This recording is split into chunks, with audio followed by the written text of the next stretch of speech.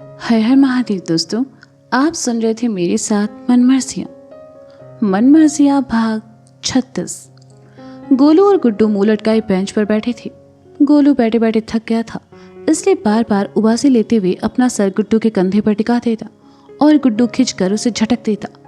गुड्डू के 3-4 बार झटकने के बाद गोलू ने एक बार फिर अपना सर जैसे ही गुड्डू के कंधे पर टिकाया, गुड्डू ने खिंचकर कहा, एक काम करो, हमारी गोद में ही लेट जाओ।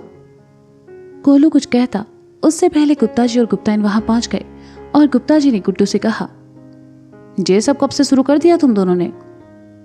का गोलू ने कहा, एक दूसरे की गोद में लेटना, गुप्ता जी ने कहा।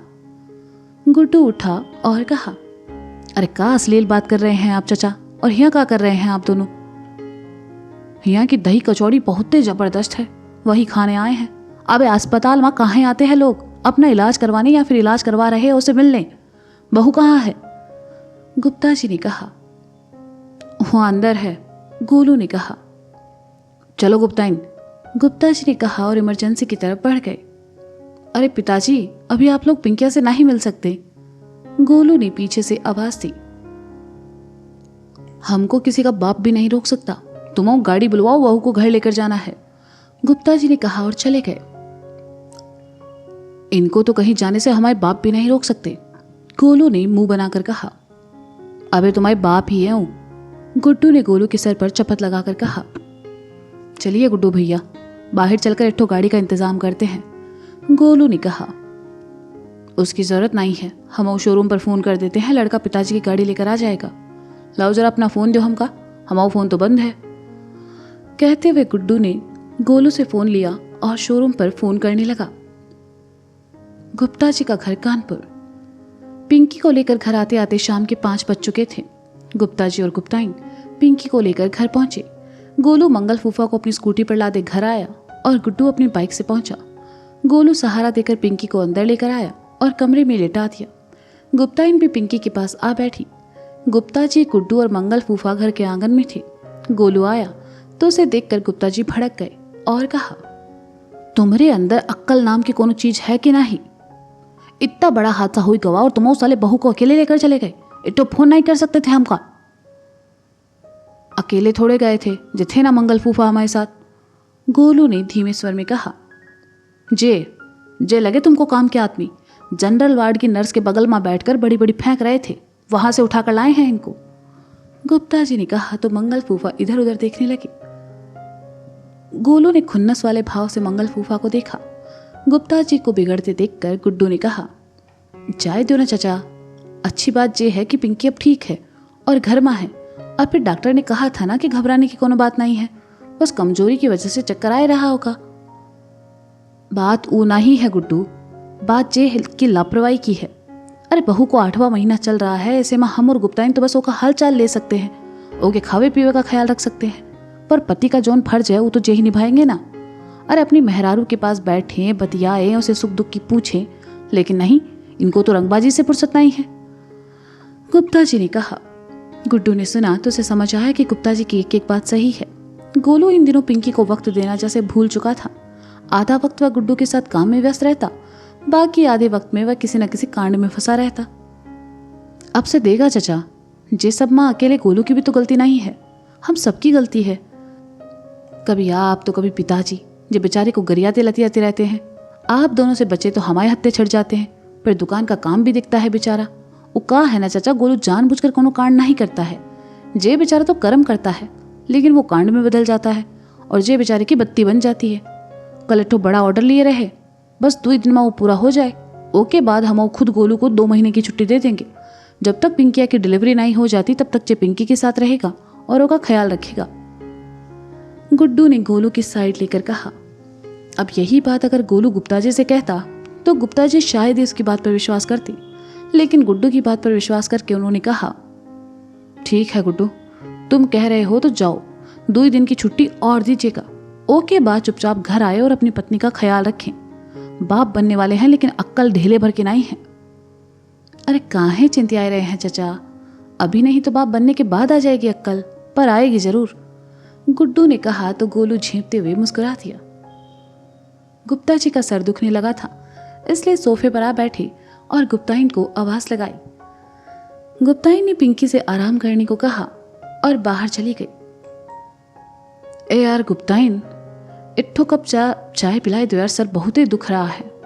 गुप्ता जी ने अपना ललाट मसलते हुए कहा। हाँ अभी बना देते हैं।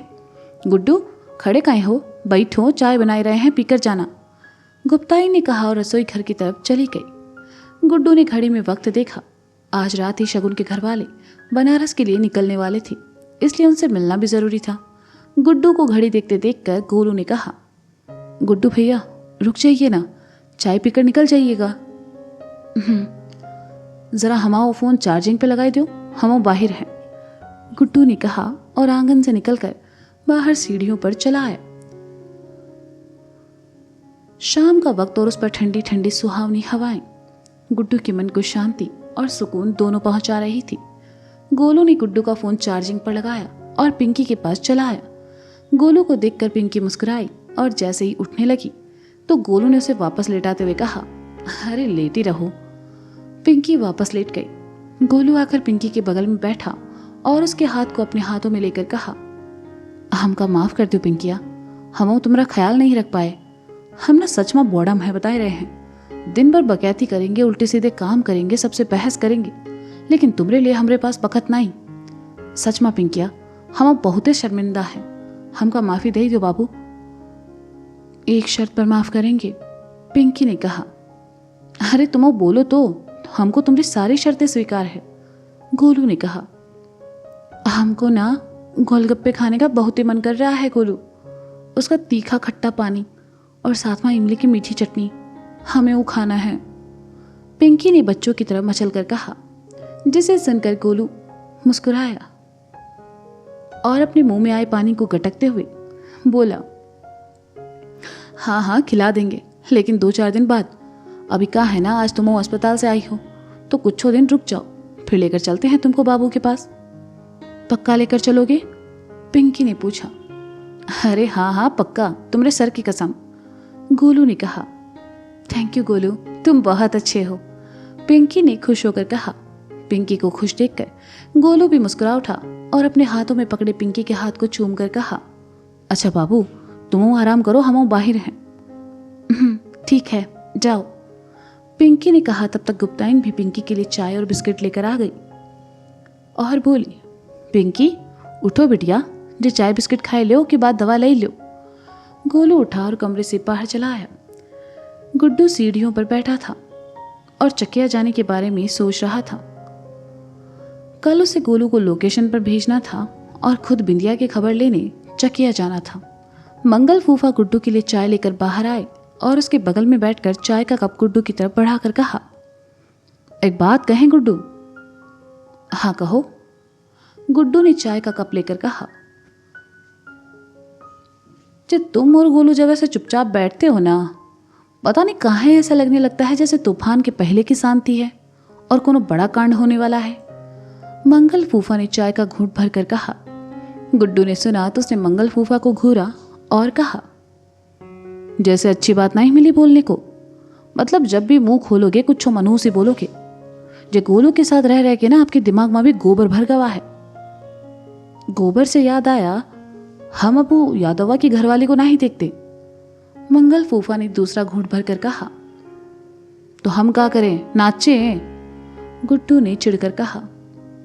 अरे मतलब हम ये कह रहे हैं कि हम अब सुधर गए हैं और हमको भी तुम्हारे और गोलू के साथ बिजनेस में शामिल कर ले, मंगल फूफा ने खिसिया कर कहा।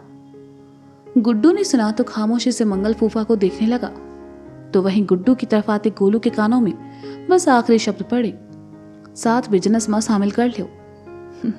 गोलू को लगा कि मंगल उसके गुड्डू भाई से नजदीकियां बढ़ाकर उसकी जगह लेना चाहते हैं। वह एकदम से मंगल के सामने आ धमका और कहा, साले मंगलू, दिखा दी ना अपनी औकात, दिखा दिया फूफा वाला रंग। हमको साला पहले से शक था तुमको एक दिन हमको डसोगे ही डसोगे। साले सांप शकुनी जौन थाली में खाए रहे वही थाली में छेद किए। अब हमको समझ आया कि पिताजी के साथ इतना घुसकाए रहे थे। घर माँ और गुड्डू भैया के बिजनेस माँ हमारी जगह लेना चाहते हो, छोड़ेंगे नहीं तुमको। क्या पक रहे हो गोलू, गुड्डू ने कहा। हाँ गोलू जी का कुछ भी कह रहे हो तुम, अरे हम तुम्हारी जगह काहे लेंगे भाई, हम तो बस गुड्डू से जे कह रहे थे कि। मंगल फूफा ने इतना ही कहा कि गोलू बीच में बोल पड़ा, तुम कुछ ना ही कहो तो अच्छा है फूफा। मिश्रा वेडिंग प्लानर माँ जो 2 पार्टनर रहेंगे, गुड्डू भैया और हम, बाकी कोनो तीसरा आया ना तो टेंट के साथ साथ ओका भी गाड़ देंगे। का गुड्डू भैया, जे वास्ते हमको 2 महीना की छुट्टी दे रहे थे और हमारी जगह रखा भी तो किनको? इनको। अरे इनके जैसे 2 मिलाओगे ना तब भी एठो गोलू नहीं बनेगा, और वो भी किसी काम का नहीं होगा। गुड्डू ने सुना तो अपना सर पकड़ लिया और कहा, अबे गोलू, साले बचपन में तुम सर के बल गिर गए थे का? अबे पूरी बात तो सुनो पहले। बेचारे मंगल फूफा का कह रहे हैं ये तो जान लो, पर नहीं चाय नाश्ता लेकर चढ़ गए चे पर। गुड्डू की बात सुनकर गोलू थोड़ा शांत हुआ। वह गुड्डू के बगल में आ बैठा और कहा, हाँ तो का आप मंगल फूफा को अपने बिजनेस में शामिल नहीं कर रहे? नहीं, हमारे माथे पर चूतिया नहीं लिखा है। अरे जे तो हमसे काम मांग रहे थे। वैसे भी कल वाले ऑर्डर में हम तुम्हारे साथ होंगे नहीं, और लड़के भी कम है, तो अपने पास तो तुम अपने साथ इनको रख लो, छोटे मोटे काम तो देख ही लेंगे, गुड्डू ने कहा। गोलू ने झुककर मंगल फूफा को देखा और कहा, केवल छोटे काम ही देख पाएंगे? ए गोलू, तुम हमारे कद का ज्यादा मजाक नहीं उड़ाओ, समझे? जब डाकू थे ना तो बहुत बड़े बड़े काम किए हैं हमने। मंगल फूफा ने चिढ़कर कहा, 4 फुट से ज्यादा बड़ा काम तो काहे कर लिया होगा, और तुम सच में डाकू थे ना? का है ना कि हरकतें तो तुम्हारे कानपुर के नुक्कड़ पर घूमने वाले आशिकों जैसी है। गोलू ने मंगल फूफा का मजाक उड़ाते हुए कहा, आशिक थे, अब हम सिर्फ मंगल फूफा हैं, हमारी भी सेल्फ रिस्पेक्ट है, का जिंदगी भर एक ही औरत के पीछे भागते रहेंगे? मंगल फूफा ने कहा, मतलब अब तुम भी ठुकरा के मेरा प्यार मेरा इंतकाम देखेगी वाली कहावत करने वाले हो फुलवारी के सामने? हाँ, गोलू ने कहा। मंगल फूफा उठकर गोलू के सामने आए और चिढ़कर कहा, देखो गोलू, हमारे सब्र का इम्तिहान नहीं लो तुम तो का लें, 2 चड्डी बनियान और जो खद्दर का कुर्ता छोड़कर कुछ है तुम्हारे पास? पार्टनर बनेंगे, गोलू ने कहा। मंगल फूफा का चेहरा गुस्से से लाल हो गया, लेकिन साथ ही रुआंसा भी हो गए बेचारे। आखिर गोलू ने इतना सुना जो रहा था। गुड्डू ने देखा तो कहा, अरे मंगल फूफा, आप जी की बातों पर ध्यान नहीं दो, जब बेचारा परेशान है। आप कल सुबह गोलू के साथ दुकान पर आ जाना, वहीं से साथ में चंदौली निकल जाएंगे, हम चकिया में उतर जाएंगे और आप बाकी लोगों के साथ लोकेशन पर निकल जाना। तुम चकिया काहे उतरोगे? मंगल फूफा ने कहा। देखा, जे वास्ते हम इनको साथ नहीं ले जा रहे, सब जानना है इनको। अरे फूफा कम थे जब घर की भुआ बनना है इनको। चकिया काहे उतरेंगे? अरे उतरेंगे जे का मन है, चकिया उतरे चाहे यमराज की छाती पर उतरे, तुमको का? हाँ। गोलू मुश्किल से शांत हुआ था और फिर भड़क गया। अरे हम तो बस ऐसे ही पूछ रहे थे। ठीक है, नहीं पूछेंगे। गुड्डू फिर कल आ जाए ना हम गोलू के साथ, मंगल फूफा ने कहा। हाँ आ जाना, और हमारी हाथ जोड़ के रिक्वेस्ट है, प्लीज ई बार कोनो चरस नहीं बोना हमारी जिंदगी में, भैया हम नहीं काट पाएंगे, ठीक है? गुड्डू ने अपने हाथ जोड़कर कहा। अरे चिंता नहीं करो गुड्डू, ई बार पूरा दिल से काम करेंगे हम, कहकर मंगल फूफा खुशी खुशी अंदर चले गए। गुड्डू भैया जी का किए आपको पता है ना पिछली बार का किए थे मंगल फूफा? गोलू ने शिकायती लहजे में कहा। पिछली बार मंगल फूफा प्रेम में थे, अब नहीं है, और वैसे भी है तो तुम्हारी अम्मा की फूफा ना, और अब तुझे घर में सदस्य भी हो गए हैं, थोड़ा नरमी से पेश आओ यार उनके साथ। कल साथ ले आना उनको। अभी हम निकलते हैं, आज रात शगुन के घर वाले बनारस वापस जा रहे हैं, तो का छोड़ने स्टेशन जाना है। कहते हुए गुड्डू उठा। हाँ तो हम भी चलते हैं, गोलू ने उठते हुए कहा। गुड्डू पलटा और गोलू को घूर कर कहा, तुम का हमारी लुगाई हो जो हर जगह साथ जाओगे? गोलू मुस्कुराया और कहा, गुड्डू भैया कितना सही होता ना अगर हम आपकी लुगाई होते। गुड्डू ने गोलू को पीछे धकियाया और कहा, भग साला, तुमरे जैसे लुगाई रखने से अच्छा हम रंडे में मर जाते। गोलू ने सुना तो हंसने लगा और फिर अपने हाथ की उंगलियों को होठों से लगाकर हवा में एक जबरदस्त चुम्मा गुड्डू की तरफ उछाल कर कहा, काहे मर जाते, हमारी भी उम्र लग जाए आपको। घर पहुंचो, हम सीधा स्टेशन पर ही मिलेंगे आपसे। काहे, हुआ का प्रसादी बट रही है, गुड्डू ने कहा। अरे प्रीति जी को बाय बोलने आएंगे ना, गोलू ने शर्मा कर कहा। गुड्डू ने गोलू को देखा, अफसोस में अपना सर हिलाया और वहां से चला गया। तो दोस्तों ये था मनमर्जियाँ भाग 36। इसका अगला भाग आप जल्द ही सुनेंगे मेरे साथ। तब तक के लिए शुक्रिया, बाय बाय, अपना ख्याल रखिए और हाँ, सुनते रहें मनमर्जियाँ मेरे साथ। Bye bye.